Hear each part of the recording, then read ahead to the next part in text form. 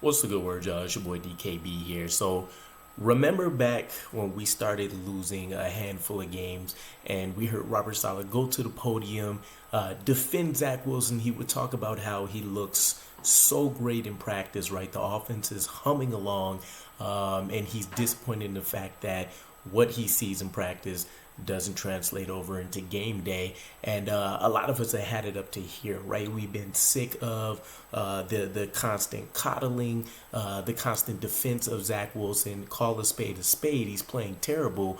We don't want to hear about practice. And then we had the Fool's Gold game. We played the Kansas City Chiefs. You hype up the fact that they're, what feels like perennial Super Bowl contenders. The AFC definitely goes through them for the last couple years since Mahomes has been starting, and and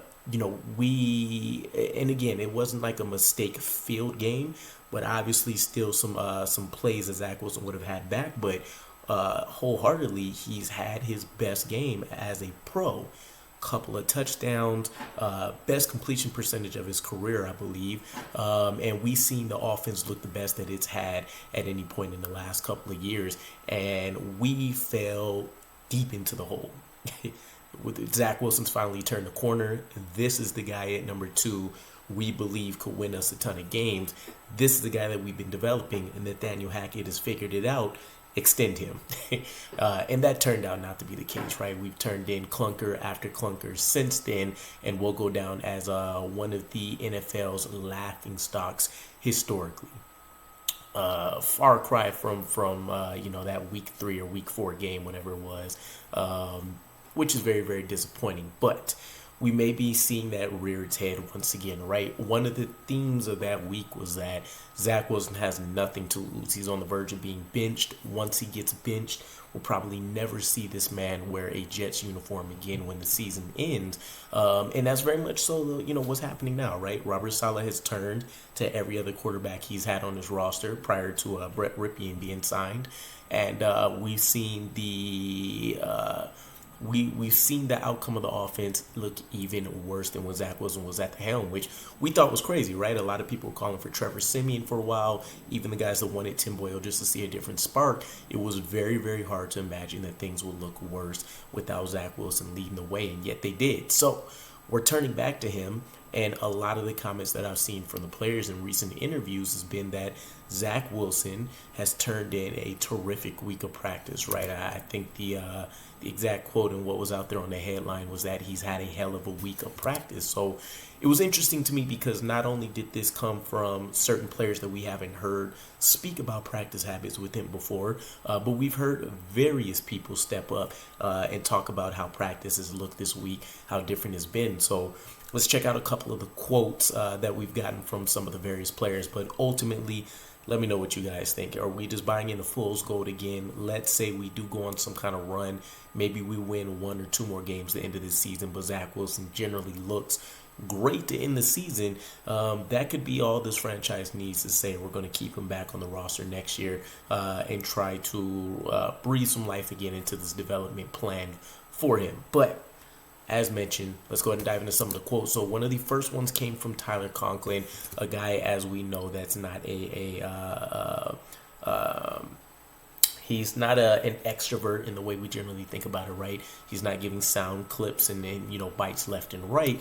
He said, I think you're going to see a good version of Zach Wilson in these next 5 games. He was throwing the ball really well today. He made some good reads, had a couple of nice no-look passes, and I don't remember him throwing a ton of these before, maybe at least not since really his rookie season. But we did see a couple of nice balls like that in an actual game setting, which made you scratch your head, right? I think it was sandwiched in between a ton of terrible throws, bad decision making, and I think the one that comes to mind maybe happened against the Raiders the last time I remember seeing it. But still kind of interesting, right? It gives me the feeling that maybe Zach Wilson has kind of cut those mental strings loose in terms of playing fearful football, which isn't going to help anybody. And we're seeing him kind of get back into his creative bag, maybe from his BYU days.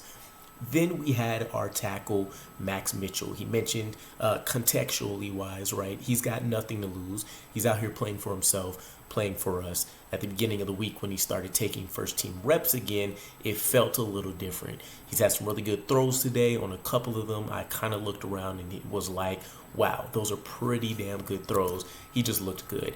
And, even when you think about some of the quotes that we received over the last 3 years with Zach Wilson from some of his teammates, Garrett Wilson, Breece Hall, etc., you haven't necessarily heard anything specifically from them, right?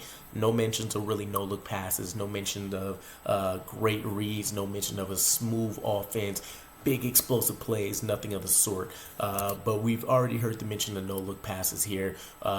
We've heard, the mention of the damn good throws that have come up. And for the most part, and Joe Blewett mentioned this, the other day when he was live streaming as well and, taking questions, etc. Nobody questions Zach Wilson's arm talent. What we question is the mental piece and, of course, the accuracy, which, somehow is a step above where we've seen him previously, once again. So improvements have been made.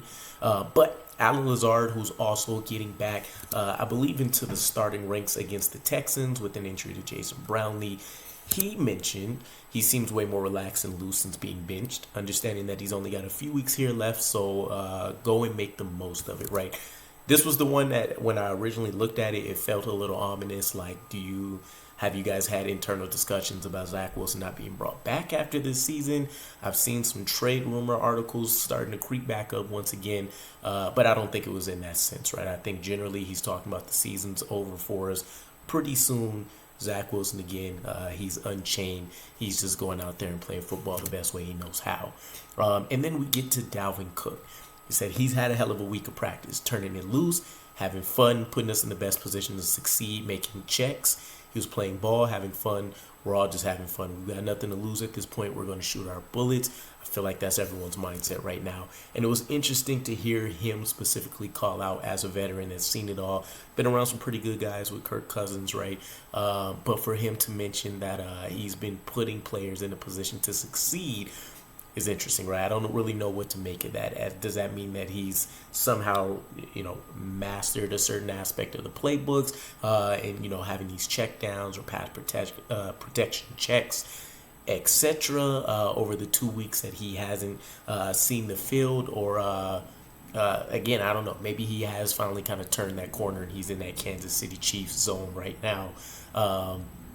But you can't help but be excited to hear all of these good things. Now, the voice in the back of my head, I'm hearing guys like Gunny. I'm hearing a couple people that are, already waiting for draft, mock drafts and all that kind of stuff to start dropping and being spoken about a lot, is that don't let Zach Wilson start winning some games and screw us out of a top 10 pick. So I find it hilarious, right? You're going to start kind of getting that team mob kind of mentality that you want to kind of see the kid succeed, but you also probably understand he's toast. And you don't want a situation that we fell into with like Sam Darnold, where he won a game he shouldn't have any business winning. We no longer get Trevor Lawrence, and, I can see the whole thing coming back up. And then to wrap it up, we heard from Laken Tomlinson. His energy is contagious. Having him out there fired up and confident gives us some juice. So everybody does seem bought back in, right? And I wouldn't say that's hard to imagine. Again, the offense themselves have been through it. You thought Zach Wilson was as worse as it can get. You felt Tim Boyle leading the way for you. You felt Trevor Siemian leading the way. And they were what felt like and looked like leagues worse than Zach Wilson, which is somehow crazy considering Trevor Siemian had something like a month where we were questioning why he's not at least on the active roster. And now it makes a ton of sense why he might have been buried in flight school. And then, of course, Tim Boyle. I've heard some of the crazy statistics surrounding Tim Boyle from like college on up. I think he had like a 1 touchdown to 8 interception ratio. I don't think he's won anything more than like 11 games in like his college career or something crazy like that. But nonetheless, it makes a ton of sense, hindsight being 2020. But we can at least say we tossed all the darts at the board at this point. Again, we just need to try to stay as healthy as possible, get into this offseason, and then really start nailing down what we can do to fix things. But ultimately, to bring things back full circle, Let me know what you guys think. Is this an omen of good fortune for Zach Wilson coming up, especially considering he's going to be compared probably extremely unfavorably, considering he's going against the most recent number 2 pick in the draft of C.J. Stroud, who's been on an absolute tear this year, and can even be considered to be in the MVP conversations depending on who you speak to. So let me know what you guys think, and I'll catch you again.